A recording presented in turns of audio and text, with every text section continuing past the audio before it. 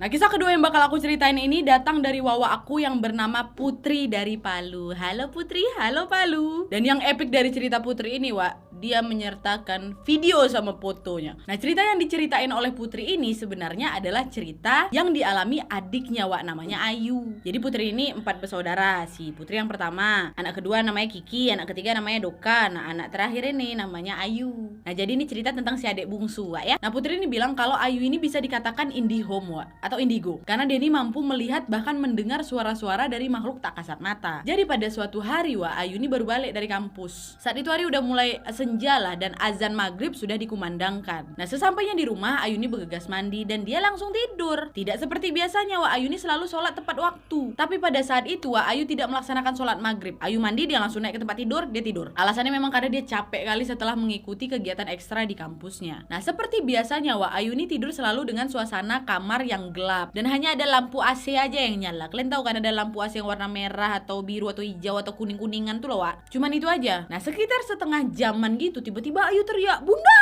katanya, manggil mama ya. Mereka semua yang ada di rumah pun kaget lah kan, langsung menuju ke kamarnya Ayu yang pada saat itu memang tidak terkunci. Nah, setibanya di kamar Ayu, karena memang pada saat itu suasana kamar si Ayu tuh gelap, Putri langsung nyari saklar lampu untuk nyalain lampu ya kan, cetak gitu. Nah, di saat lampu sudah menyala, Putri ini pun melihat lah. Pada saat itu posisinya si Ayu ini lagi duduk dengan memandang ke arah kakinya. Sambil ketakutan si Ayu ini kan, akhirnya Ayu bilang, "Tadi Kak, ada seorang wanita pakai kebaya, pakai kayak tudung gitu.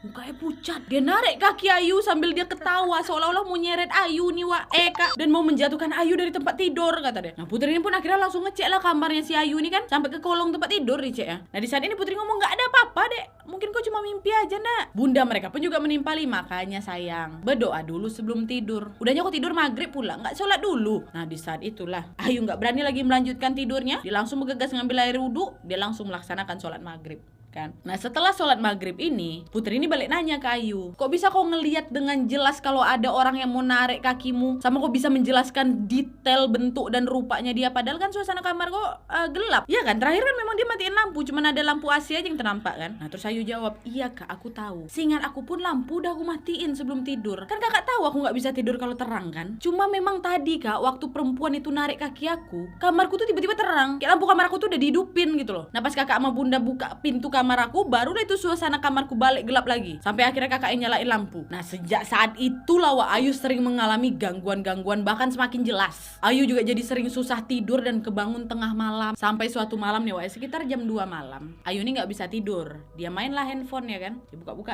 sosmed dia. Biar matanya ini capek terus bisa tidur mungkin ya. Nah, pas lagi mainin handphone dia ini, baterai handphonenya lowbat. Jadi Ayu ini pun mau ngecas handphonenya. Nah, karena jarak colokan sama tempat tidurnya si Ayu ini agak jauhan, sekitar setengah meteran lah gitu, ditarik lah itu kan colokan roll dari colokan induk di dekat pintu kamarnya yang ke bawah tempat tidurnya. Niatannya dia mau nyolokin adapter charge. Tapi Wak, tiba-tiba pada saat itu colokan rollnya itu seperti ada yang narik gitu menjauh dari si Ayu, Wak. Padahal di kamar itu cuma dia sendiri. Nah, karena memang kamarnya ini gelap kali dan saking penasarannya, dia nyalain handphone senternya kan, disorotnya ke arah colokan roll itu mengikuti kabel yang lagi nancep di induk colokan dekat pintu kamar ya. Dia cek, "Berani kali apa nggak aku nyalain aja lampu Ayu, mager kali gue ya." Waktu dia cek, nggak ada orang.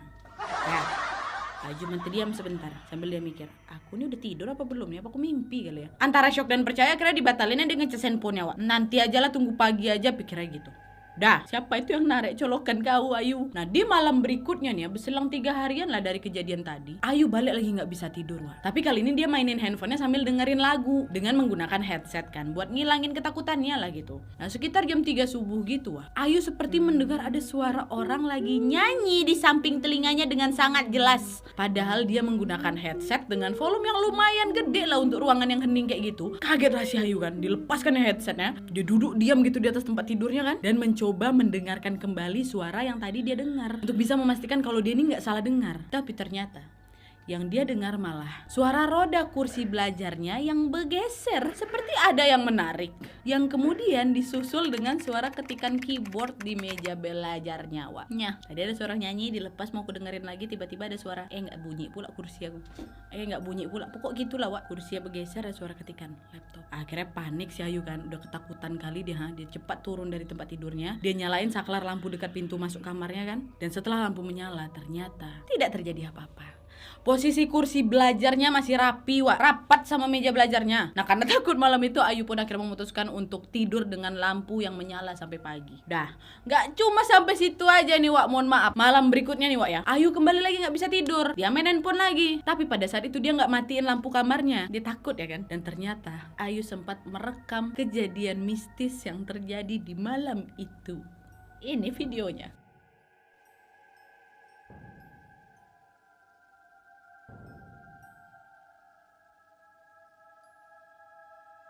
Bisa kalian tengok dengan jelas kan? Jelas sekali, Wak. Dan itu kayak ditarik ujungnya gitu loh, bukan karena gesekan angin. Karena kan pakaian ada di sampingmu kena ST aja gitu kan, kayak digeser tet gitu loh. Jelas sekali kan. Dan video ini direkam langsung oleh si Ayu dan langsung dikirim ke Putri lewat WA. Gak berani dia keluar dari kamarnya itu karena di situ kan dia berdiri berarti. Nah, Putri yang memang langsung khawatir nengok adiknya ini pun langsung lari ke kamarnya si Ayu. Dia buka pintu yang di belakangnya kena tergoyang-goyang itu. Nah, di saat Putri sampai di kamarnya Ayu, lampu kamar memang masih menyala dengan posisi Ayu yang masih duduk terpaku melihat ke arah pintu. Aduh, Putri pun masuk, dia langsung ngecek ke belakang pintu tuh, ya nggak ada apa-apa. Siapa itu yang narik mukenahu? Kayak sholat, Dok. Sholat. Saya mau kena yang ditariknya kan, Wak. Iya pasti maunya si Ayu ini sholat, tapi nggak usah aku takutkan kayak gitu. Dan nih, ada lagi nih, Wak. Satu kejadian lagi. Tepatnya pada tanggal 28 September tahun 2018. Saat itu hari Jumat jam 17.45.